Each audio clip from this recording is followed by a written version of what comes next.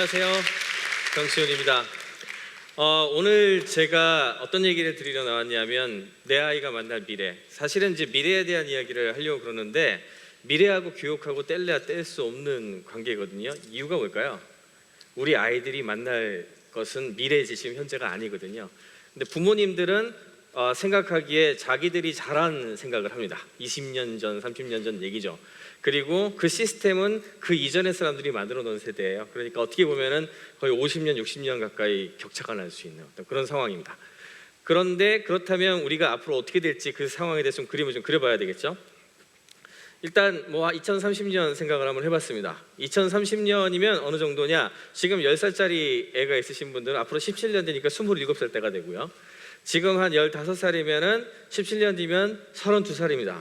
27살에서 32살이면 그 시점이 딱 뭘까요? 그 시점이 이제 사회에 좀 나가서 뭐라 좀 해볼 그 시대가 되겠죠. 그럼 대략 이때쯤 무슨 일이 벌어질까를 좀 체크를 해야 되는데, 사실 이 주제 가지고는 제가 한 2시간, 3시간이라고 얘기를 할 수 있는데 오늘은 그 중에서 조금 재밌는 거 몇 가지를 좀 보여드릴까 합니다. 첫째, 이건 2030년도 아니고요. 2020년에 벌써 지금 예측되고 있는 시나리오인데요. 미국 하늘에 드론이 뭐죠? 드론이 이제 그 무인 비행기. 지금 저 화면에 보이는 거는 이제 도미노 피자에서 피자를 저기다 실어 갖고 날르는, 실제로 영국에서 이 도미콥터라고 부르는데 저걸 했어요. 그리고 최근에 타코벨에서 투자한 회사가 이제 그 일종의 멕시코 타코 딜리버리하는 그런 것도 하는데, 지금 예측이 2020년 되면 이런 종류의 드론이 한 3만 대 정도 미국에 날아다닐 걸로 지금 예상을 하고 있어요. 그래서 아마도 굉장히 많은 그 변화가 좀 나타나지 않을까 지금 예상을 하고 있습니다. 또 하나는 로봇의 역할이 앞으로 점점 더 중요해질 거라고 예상을 하고 있는데, 저기 있는 로봇이 뭔지 아세요? 저게 백스터라고 부르는 로봇이에요. 로봇이, 산업용 로봇이 굉장히 어렵거든요. 왜냐하면 프로그래밍을 해야 되고 비싸잖아요. 그러니까 거기다가 이제 시스템을 갖추는 게 어려우니까 공장 자동화가 어려웠는데, 저 녀석은 이제 개인적으로 사가지고 플러그인만 하면은 바로 동작을 해요. 그리고 또 무엇보다 가르치기가 너무 쉬워요. 사람 가르치는 거랑 똑같이 가르치면 됩니다. 예를 들어 손을, 눈 달렸잖아요. 눈도 있고 여러 가지 있잖아요. 손을 가지고 와서 이거 잡어라고 하고 입력시키면 그거를 한번 해봅니다. 지가 그렇게 하지 말고 이렇게 하라, 이런 식으로 가르쳐요. 그렇게 해서 도구들을 굉장히 여러 가지를 갈아낄 수가 있고, 그래서 이제 이렇게 그 생산 라인이 돌아가면 이런저런 일을 할 수 있도록 해주는 그런 로봇이에요. 저 로봇은 이미 올해 지금 시판이 들어가는 로봇인데 가격이 얼마인지 아세요? 저게 22,000불에서 25,000불 이 정도입니다. 그럼 한 2천만 원, 3천만 원이잖아요. 그렇죠? 싼가요, 비싼가요? 굉장히 생각하기에 따라 다른데, 일단 미국에 있는 일반적인 근로자 연봉보다는 싸겠죠. 일단 기본. 근데 쟤네들은 좋은 얘기는 아닌데요, 파업도 안 하고요 24시간 일을 해요. 24시간 일하고 파업도 안 하고. 그러니까 저런 로봇들이 아마 굉장히 많이 퍼질 거다라고 일단 예측을 하고 있습니다. 세 번째는 아마 많이 보셨을 내용이기도 한데, 3D 프린터가 지금 벌써 굉장히 최근에 인기를 끌고 있지만 17년 뒤쯤 되면은 지금 우리가 얘기하고 있는 굉장히 많은 종류의 물건들을 실제로 이렇게 다양한 것들을 다 만들어낼 수 있을 걸로 예상을 하고 있습니다. 개인 제조라든지 또는 산업체에서도 조그만 것들을 굉장히 잘 많이 만들어낼 수 있는 그런 체계가 될 걸로 보고 있어요. 그래서 제조업이 크게 변할 거다, 이런 얘기들도 하고 있죠. 그렇지만 제가 생각하기엔 무엇보다 가장 중요한 변화는 돈이 움직이는 방식의 변화입니다. 저기 그림에 있는 왼쪽 상단에 보이시는 스마트 시계 보이시죠? 저게 이제 갤럭시 기어라고 삼성에서 나온 그 스마트 시계보다 무려 한 2년 전에 나온 건데, 저거 만든 친구들이 한 6명쯤 되는 막 대학 졸업한 아주 파릇파릇한 애들이었어요. 근데 그런 친구들이 저런 그 스마트 시계 같은 엄청난 물건을 만들려면 옛날에는 어떻게 해야 되죠? 옛날에는 3가지 중에 하나입니다. 원래 그 집안에 돈이 많아가지고 뭔가를 할 수 있게 하거나 재벌가에서 태어났든지, 아니면 은행 가가지고 우리 이런 거 있어요 해가지고 이제 빌립니다. 돈을 빌려가지고 이제 공장을 이렇게 하든지, 아니면 굉장히 고리로, 이 소위 말하는 벤처 캐피탈이라든지 고리로 돈을 주는 거거든요. 고리로 돈을 주고 굉장히 많은 걸 가져가는데, 그걸 하는 이유는 사실은 이게 위험이 크니까 고리로 가져가는 거예요. 그렇게 해가지고 돈을 가지고 가지고 사업을 해야 되는 거예요. 근데 쟤네들은 그걸 다 실패했어. 근데 굉장히 재미있는 프로토타입을 만들었어요. 그리고 나서 저게 어떻게 킥스타터라고 하는 것인데 저게 크라우드 펀딩이라는데 올렸는데 어떻게 올렸냐 하면은 1억 원만 가지면 한 사람당 100불씩 1억 원 하려면 어떻게 되는지 아세요? 1000명이 주문하면 1억 원이 됩니다. 10만 달러를 목표로 한 거예요.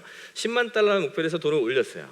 그랬는데 2달 남짓했는데 1000만 달러가 모였어요. 1000만 달러면 100억입니다. 120억쯤 돼요. 120억. 120억 원을 모았으니 어떻게 됐겠어요? 세상이 발칵 뒤집혀졌어요. 그리고 저걸 가지고 수많은 사람들의 스마트 시계를 보급했을 뿐만 아니라 올해 1월 달에 있었던 라스베가스 CES에서 아주 스타 기업으로 떠올랐어요.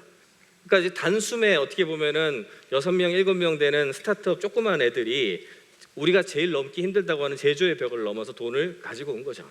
그래서 이런 종류의 변화를 놓고서 항상 이제 미래를 얘기하면 한국 직업정보원 같은 데서 항상 10년 후 미래 유망직업 이런 거 내놓습니다. 2013년 판 한번 볼까요? 8가지 테마를 얘기를 했어요. 지구 온난화에 대처하는 녹색 직업이 확대된다. 유비쿼터스 시대를 이끄는 IT 직업이 확산된다. 첨단 기술 관련 직업이 발전한다. 세계화 글로벌화를 이끄는 직업이 확대된다. 산업과 기술의 융합형 직업이 확대된다. 일과 삶의 균형을 추구하는 직업이 확대된다. 삶의 질 향상을 위한 서비스 직업의 분화 가속, 고령 인구 다문화 사회에 의한 직업 증가. 그럴듯하죠. 대부분 맞을 거라고 생각을 저는 하고 있어요. 근데 중요한 건 미래에 있어가지고 가장 확실한 건 그게 불확실하다는 거예요. 우리가 알 수가 없어요. 심지어는 지금 저 미래를 전망을 해가지고 그 직업을 얻었죠. 그 회사 10년 내에 망할 수 있어요. 그리고 별로 오래 가지도 못해요. 지금 커다란 기업들도 마찬가지입니다. 계속 새로운 직업이 생기고 그 속도는 점점 빨라져요. 이게 진실이에요. 이게 가장 중요한 거라고. 그러면 이런 미래가 원하는 인재상이 있겠죠. 그럼 도대체 어떻게 만들어야 어떤 아이들이 미래에서 잘 적응할 수 있을까? 첫째, 좌뇌와 우뇌를 모두 활용해서 넓고 많이 보는 통섭형 인재가 굉장히 중요합니다. 그러니까 실제로 문제가 뭔지를 알아내야 되는 거예요. 우리 사회가 지금 뭘 필요로 하는지 알아내야 되는 거죠. 그러려면 다양한 분야의 정보를 넓게 이해하고 이거를 엮어낼 줄 아는 그런 능력을 필요로 합니다.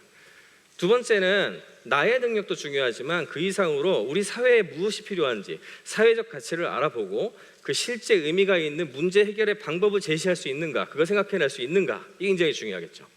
세 번째로는 사회에서 내가 가지고 있는 걸 풀어내야 되니까 우리가 함께 사는 사회에 대한 이해, 그리고 자신의 전문 영역을 넘어설 수 있는 그런 모험심을 갖추지 않으면 안 됩니다. 두 번째는 사람들의 생각을 모아서 시너지를 발휘하는 협업형 인재예요. 혼자 살 수 있는 건 거의 없어요. 어느 누구나 지금 인터넷으로 다 연결돼 있잖아요. 이 힘을 이용을 해야 돼요. 그럼 다양한 영역, 분야, 문화, 예술 등이 모여서 새로운 재결합을 시도하면서 혁신적인 아이디어를 내는 사람이 주인공이 됩니다. 그러려면 어떻게 해야 되겠어요? 협업을 잘해야 되겠죠. 맨날 이렇게 시험 볼 때 옆에 뭐 세워놓고 보지 마, 이게 중요할까요? 아니죠. 문제를 던져놓고 니네들이 같이 한번 해결해봐가 더 중요한 거예요. 그거를 어떻게 연결할 수 있는가. 협업을 위해서는 인성함형이 굉장히 중요합니다. 정말 어떻게 남의 이야기 들을 줄 알고, 그리고 새로운 관계를 받아들이고 과감한 협업을 시도할 수 있는 유연함이 굉장히 중요한 키포인트가 되겠죠. 세 번째는 사람과 사람, 지식과 지식을 연결하는 네트워크형 인재를 얘기합니다. 사람들을 연결시켜주는 그런 연결고리형 인재라고도 하는데요. 인재들을 모으고 서로 해결해주는 능력을 갖춘 사람들이에요.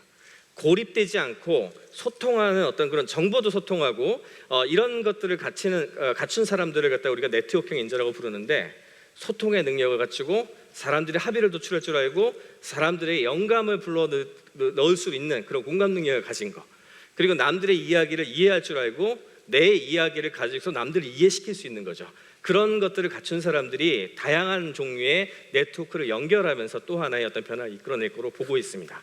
이게 네트워크형 인재예요. 그러면 이제 가장 필요로 하는 게 이런 변화무쌍한 이제 미래에서 이런 사람들이라고 한다면 이제는 이제 실제 교육으로 가봐야 되겠죠. 우리 교육은 어떻게 돌아갈 것인가.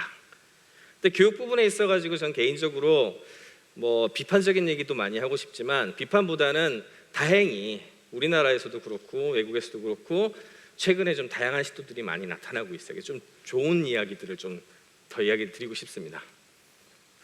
이거는 3D 프린터 아까 보여드린 3D 프린터를 가지고서 아이들이 비즈니스 팀을 만들어 가지고 우리가 사업가가 되는 거예요. 뭐 사장님이 되기도 하고 그 다음에 나는 마케팅을 하겠다 이런 식으로 롤플레이를 해가지고 그거를 바탕으로 해서 내가 만들려고 하는 물체를 진짜로 디자인을 해요. 그리고 그거를 실제로 3D 프린터로 찍어냅니다. 그리고 그거에 대한 사업 계획을 만들어 가지고 발표를 해요. 그리고 서로가 돈을 가지고 서로의 투자 결정을 내립니다.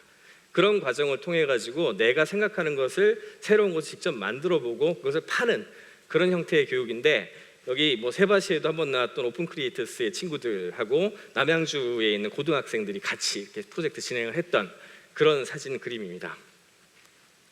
두 번째는 아까 그 삼천포 초등학교 김창원 선생님도 왔다 가셨지만 제 개인적으로 교실 환경을 혁신하는 프로젝트, 이게 미래형 과학교실 프로젝트인데 이걸 실제로 이제 기획하고 그 다음에 처음에 내용들을 만드는 작업들을 많이 했어요. 30개가 넘는 학교를 대상으로 했는데 테마는 딱 하나였어요. 학교에서 아이들이 가장 가고 싶은 장소를 만들라. 그리고 선생님도 수업을 하고 싶을 때 여기 가고 싶게 만들면 그것이 미래형 과학교실이고 융합교육이 이루어지는 곳이다. 그리고 우리는 똑같은 교실을 원하는 것이 아니라 30개의 학교라면 30개의 서로 다른 미래형 과학교실이 나오기를 원한다. 이게 되게 중요했어요. 처음에는 선생님들이 너무 힘들어했어요. 이렇게 뭔가 주어지길 바라는데 이게 새로 끄집어내야 되잖아요. 근데 시간이 지나니까 저력이 나옵니다.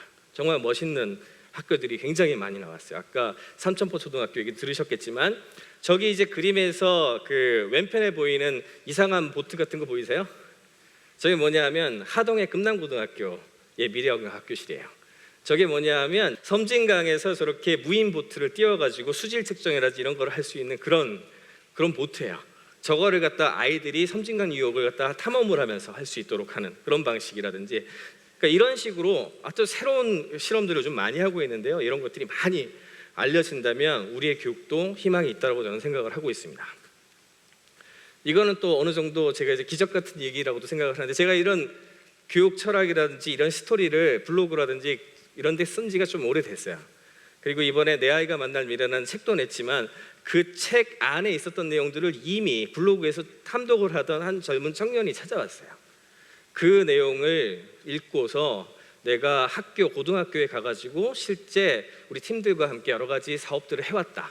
그리고 그거를 한번 보여주고 싶다고 해가 저한테 온 거예요. 제 교육 철학을 수행했다고 해서. 그 아이들이 해온 그 장면 한번 보시겠습니다.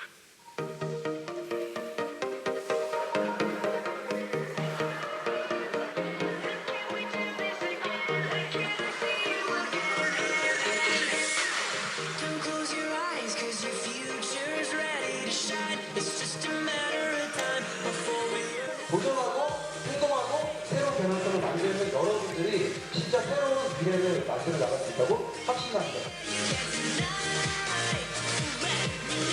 아이들이 거기서 세바시를 하고 있어요. 자기들이. 그리고 학생들이 직접 학교를 바꿔 나갑니다. 플랜들을 만들고. 미래를 직접 나갈 수 있는 또 세상을 바꿀 수 있는, 우리 주제처럼 학교를 바꿔나갈 수 있는 그런 주인공이 될 수 있으셨으면 좋겠습니다. 감사합니다. 그리고 굉장한 공연과 퍼포먼스가 벌어지고 너무나 즐겁게 학교 생활을 같이 하는 그런 상황들을 보여주고 있죠. 그리고 재밌는 이벤트도 같이 벌어지고, 아마도 세바시 자주 오시는 분들은 많이 봤음직한 것들이 저기서 많이 미니 세바시가 학교에서 벌어지고 있다라고 생각할 수 있겠죠. 어떤 사람들에게 변화를 하는 계기가 될 거다. 그래서 되게 의미 있는 행사였다고 생각합니다. 학생 대 학교를 변화시켜주면 성인이 돼서 세상을 바꿀 수 있습니다.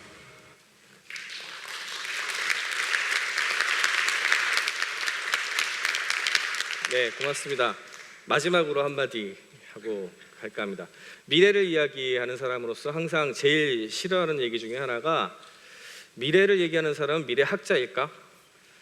학자라는 것은 분석해가지고 예측해야 되는데 미래는 예측하는 것이 아닙니다. 사실은 그래서 저는 미래 작가란 말이 더 맞다고 요즘엔 생각을 하는데, 미래는 예측하고 따라가는 것이 아니라 스스로 만들어 나가는 사람들의 것입니다. 그리고 우리의 교육은 이런 미래를 만들어가는 사람들을 만들어내는 그런 교육이 돼야 된다고 생각을 합니다. 감사합니다.